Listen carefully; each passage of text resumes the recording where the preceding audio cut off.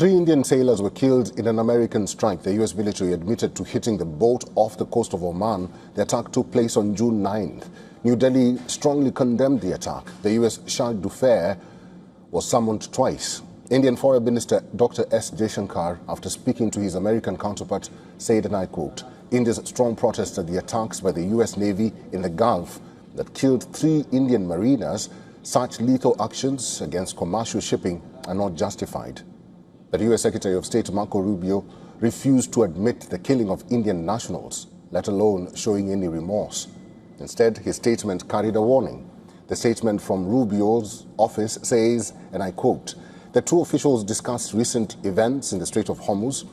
The Secretary stressed that all commercial vessels should immediately comply with orders from U.S. forces as they seek to uphold peace and security in that strait.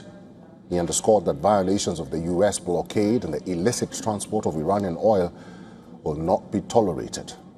Clearly, Washington and New Delhi are not on the same page. There is fury in India. The families of the sailors who were killed are seeking justice. At least 3 commercial ships with Indian crew members have been attacked by U.S. forces in the West Asia region since June 8th. The MT Setebello was transiting the Sea of Oman laden with Iranian oil when a U.S. aircraft fired precision munitions into its engine room, causing a fire, sending smoke billowing into the air and sparking a large rescue operation. The 3 men were found dead following the attack on the Palau-flagged vessel. The U.S. military says the attack came after the crew repeatedly failed to comply with instructions from American forces enforcing the blockade. Tehran, reacting to the death of the Indian sailors, called the incident armed robbery and state piracy.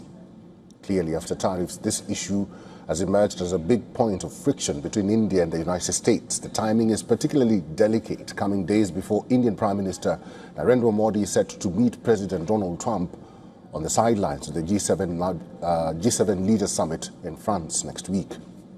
While White House announced that the 2 leaders will be holding a bilateral meeting, some tough questions are likely to be raised during that meeting.